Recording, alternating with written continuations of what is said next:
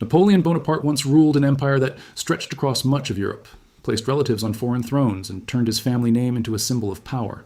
Yet today, the people who carry that legacy live in a completely different world, one without imperial courts, royal armies, or political authority.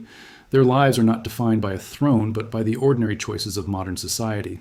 The story is also more complicated than many popular accounts suggest. Napoleon's only legitimate son, Napoleon II, died young and without children. However, descendants connected to Napoleon's acknowledged sons and to several of his siblings continue to exist, including members of the wider Bonaparte family.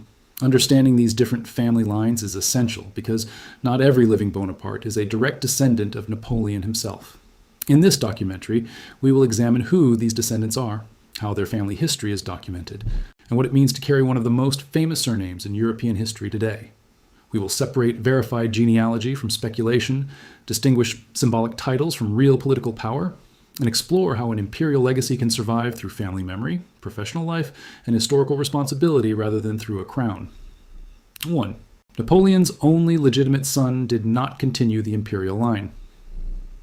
Napoleon Bonaparte's only legitimate child was born on March 20th, 1811, at the height of his father's power. His mother was Marie-Louise of Austria, daughter of Emperor Francis I, and his birth was celebrated as a political event across the French Empire.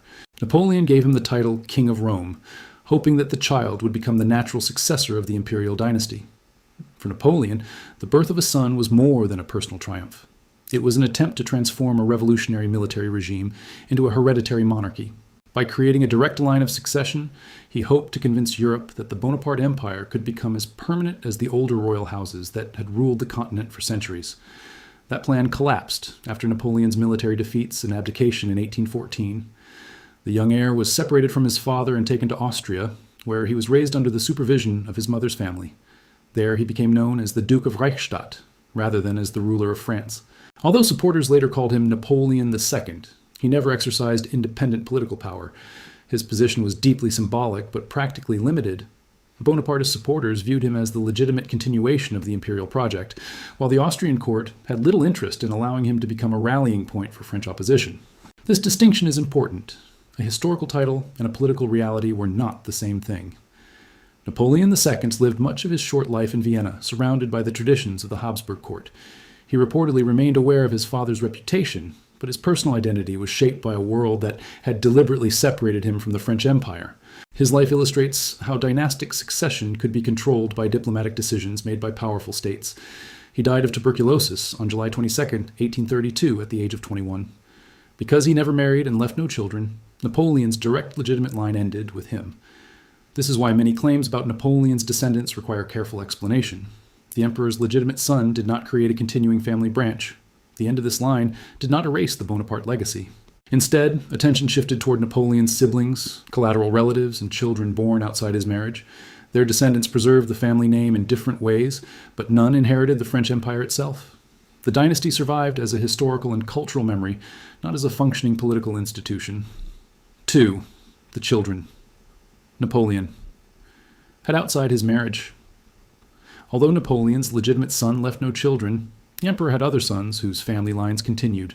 The most widely documented were Charles Léon, born in 1806 to Éléonore Denuel de la Plagne, and Alexandra Colonna Walewski, born in 1810 to Marie Walewska. Their stories reveal that dynastic history was not shaped only by official marriages. Charles Léon was born during Napoleon's first marriage to Joséphine de Beauharnais. His birth was significant because it demonstrated that Napoleon could father a child, an issue that had influenced the future of his marriage to Joséphine. Although Charles Léon did not inherit an imperial title, his connection to Napoleon was recognized during his lifetime. Alexandra Colonna Walewski was the son of Napoleon and Marie Walewska, a Polish noblewoman with whom the emperor had a relationship during the Napoleonic Wars. Alexandra later became a diplomat and politician in France, serving under the regime of Napoleon III. His career shows how family connections could open doors, while personal ability and political circumstances still determined a person's public role. The descendants of these two sons are often described as direct descendants of Napoleon Bonaparte, but the wording requires precision. They descend from children born outside Napoleon's marriage, not from his legitimate imperial line. This distinction matters because historical legitimacy, legal status, and biological descent were treated differently in 19th century Europe. Genealogical research has attempted to trace these branches through civil records, family archives, and, in some cases, genetic studies. However, genealogy is rarely as simple as a family tree on the internet. Names can change through marriage, records can disappear, and family traditions sometimes contain claims that cannot be fully verified. The existence of these descendants also complicates the popular image that Napoleon's family completely vanished after his death. The imperial succession ended, but biological and family connections continued through less visible branches. In modern society, however, those descendants generally live as private citizens rather than as members of a ruling dynasty. This is one of the most important lessons of Napoleon's family history. A dynasty can disappear politically while surviving genealogically. The people connected to Napoleon through these lines inherited a historical relationship, but not the authority, territory, or privileges that once accompanied the imperial name. 3. The Bonaparte family was larger than Napoleon himself. When people hear the name Bonaparte, they usually think only of Napoleon I. However, the Bonaparte family was much larger than the emperor, and several of his brothers and sisters created family branches that survived into later generations. These relatives became essential to the continuation of the name after Napoleon's direct legitimate line ended. Napoleon's older brother Joseph became King of Naples and later King of Spain. His reigns were politically controversial, but his descendants continued through family branches that connected the Bonapartes to other European and American families. This shows how imperial relatives could become part of broader international networks through marriage and migration. Another important branch came from Lucien Bonaparte, Napoleon's younger brother and a talented political figure in his own right. Lucien had a large family, and his descendants contributed to the continuation of the Bonaparte name in Italy, France, and other parts of Europe. Unlike Napoleon, Lucien's legacy was not based entirely on military conquest, but also on politics, literature, science, and family connections. Jérôme Bonaparte, the youngest of Napoleon's brothers, also created a lasting branch. He was made King of Westphalia during Napoleon's imperial expansion, and later became the ancestor of the line associated with the modern House of Bonaparte. Jean-Christophe Napoleon descends from this branch, not directly from Napoleon I. The family's history also included marriages with established European dynasties. Through these unions, the Bonapartes became related to members of the Habsburg, Bourbon, Belgian, and other royal houses. These connections did not restore the French Empire, but they helped preserve the family's place within Europe's aristocratic networks. Over time, however, family identity became more complicated. Some descendants kept the Bonaparte surname, while others adopted different names through marriage or lived far from France. This means that a simple search for the surname cannot reveal the full extent of Napoleon's extended family. The wider Bonaparte family, therefore, survived through many different paths. Some descendants remained connected to aristocratic traditions, while others entered professional and private life outside the public spotlight. Their story reminds us that historical families do not continue in a single straight line.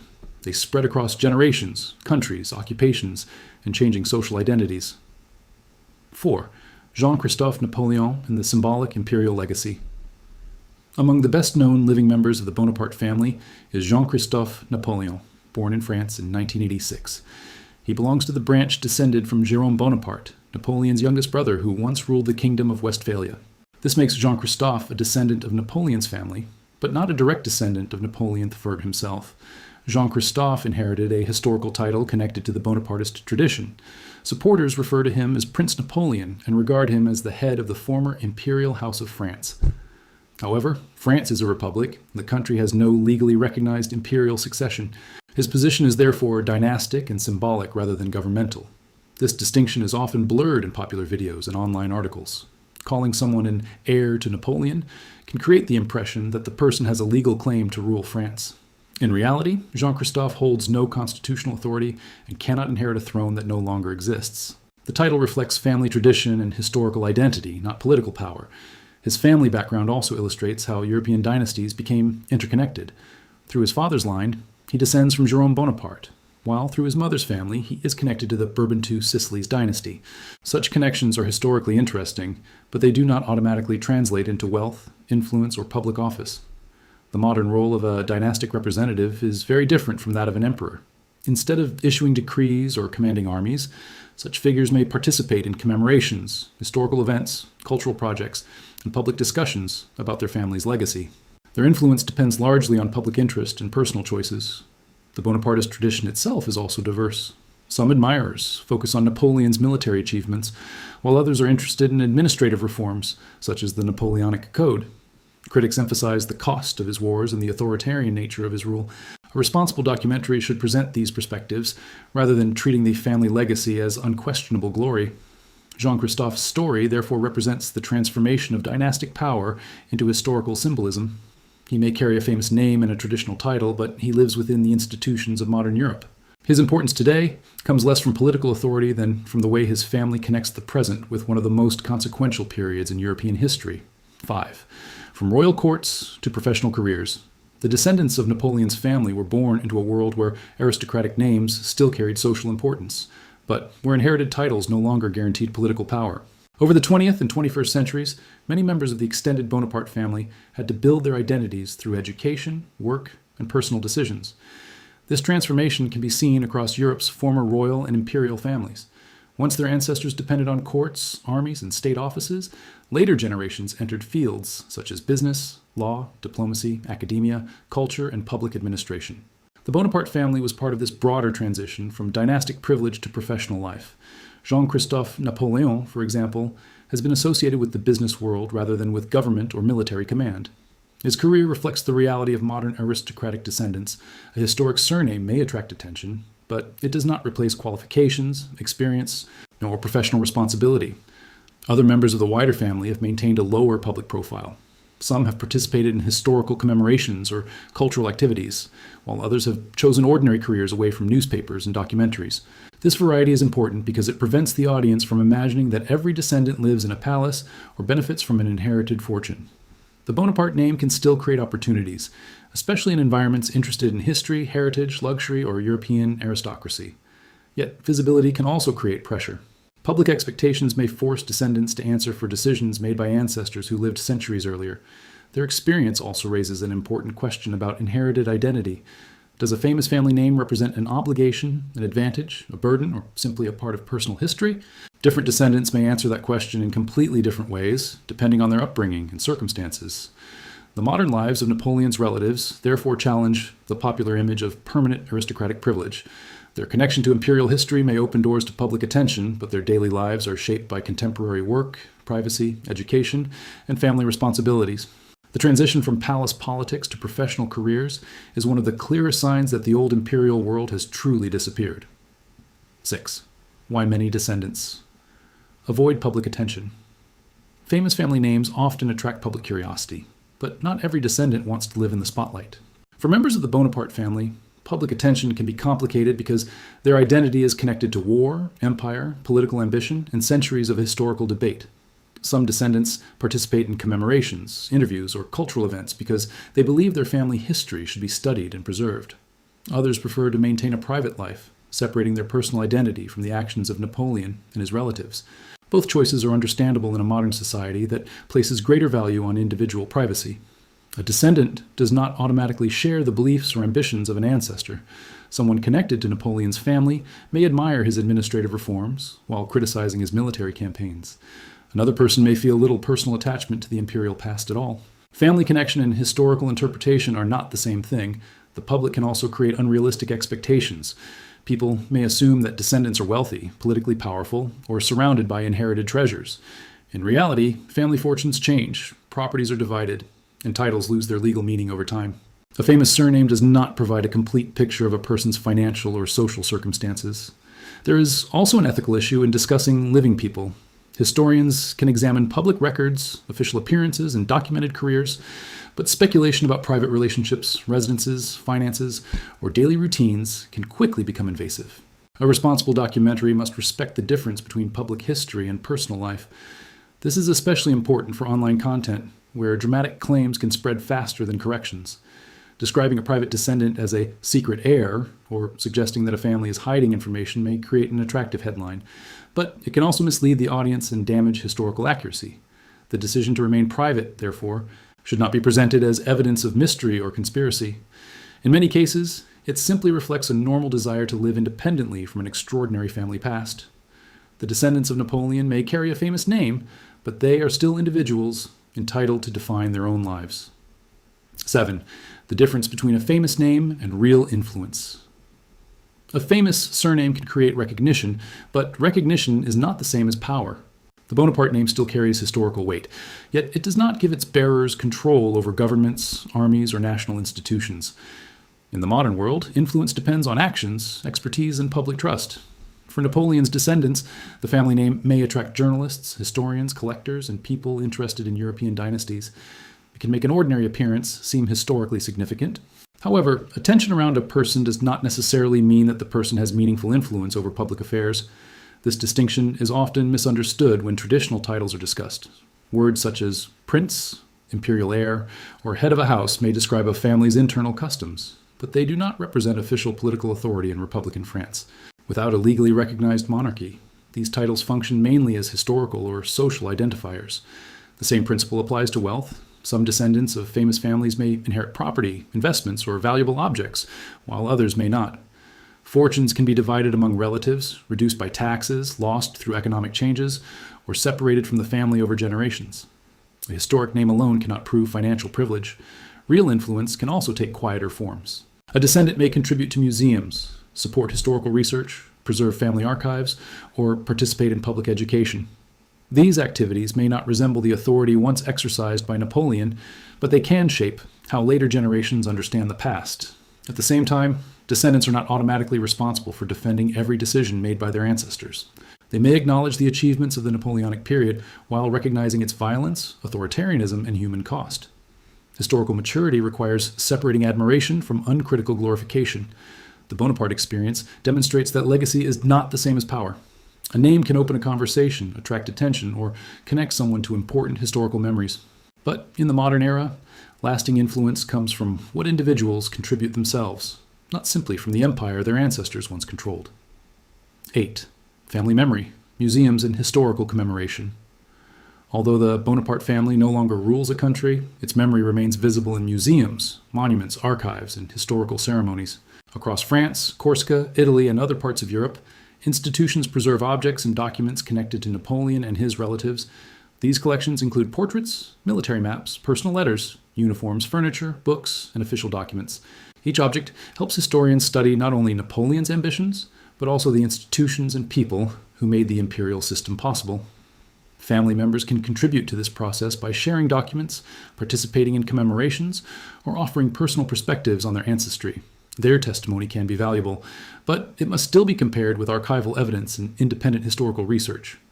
Commemoration, however, is never completely neutral. Some visitors remember Napoleon as a brilliant administrator and military commander, while others focus on the wars, censorship, authoritarian rule, and restoration of slavery in French colonies.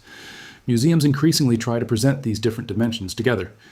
This broader approach is especially important when discussing living descendants.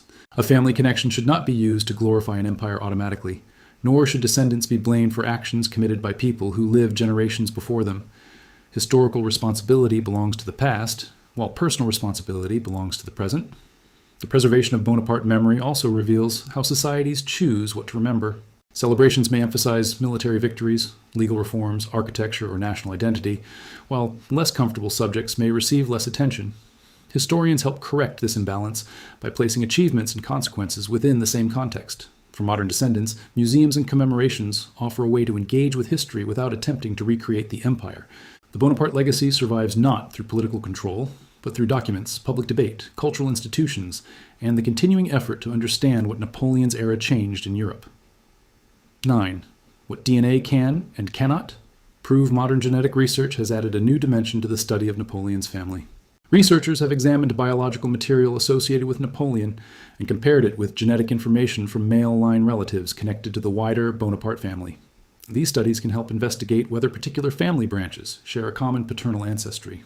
In some cases, genetic similarities have supported genealogical relationships that were already suggested by historical records. This makes DNA a useful tool for examining questions that documents alone cannot always resolve. However, DNA does not answer every historical question. A genetic connection can indicate biological ancestry, but it cannot prove that someone has a legal right to a title, a political claim to a throne, or a special social status. Genealogy and dynastic legitimacy are related subjects, but they are not identical. The evidence must also be interpreted carefully. Genetic studies depend on the quality of the samples, the accuracy of family records, and the methods used by researchers. A result may support one branch of a family tree without proving every detail of a person's ancestry. Another limitation is that DNA cannot explain a person's identity by itself. Someone may be biologically related to Napoleon's family, but have little connection to its traditions, language, culture, or public history. Conversely, a person who carries the Bonaparte name may not belong to the same biological line as the emperor. For this reason, responsible historians combine genetics with birth records, marriage certificates, correspondence, wills, portraits, and other archival evidence. No single source should be treated as a complete answer, especially when studying families affected by political upheaval and changing surnames. DNA can therefore strengthen historical research, but it should not be used as a sensational shortcut.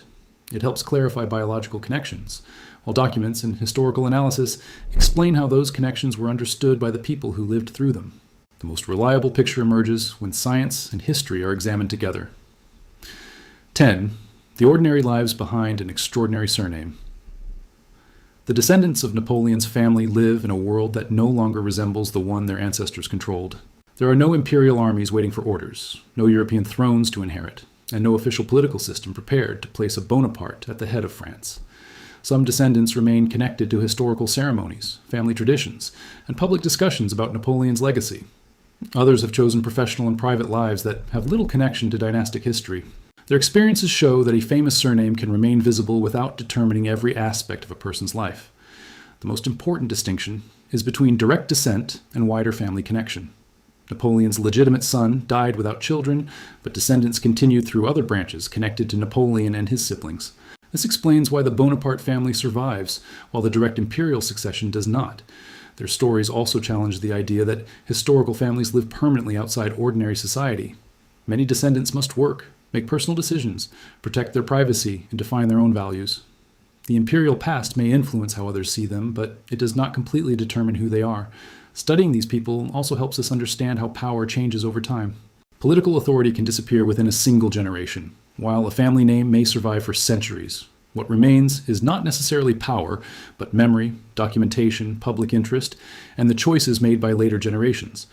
Napoleon's descendants, therefore, do not represent a hidden empire waiting to return. They represent the afterlife of a historical legacy, one that includes military achievement, political ambition, administrative reform, personal tragedy, and enormous human consequences. Documentary conclusion. Napoleon's empire disappeared, but his family history did not. His legitimate line ended with Napoleon II, while other branches continued through his children outside marriage and through the descendants of his brothers. Today, the Bonaparte name survives mainly as a connection to history rather than as a source of political authority. The ordinary lives of these descendants reveal something important. History is inherited, but it is not destiny. A person may carry an extraordinary surname and still seek an ordinary existence. The meaning of Napoleon's legacy is no longer decided on battlefields or in royal courts, but through research, memory, and the way each generation chooses to understand the past. If you found this documentary informative, subscribe to the channel for more carefully researched stories about the descendants of Europe's former dynasties and the historical legacies that continue into the modern world.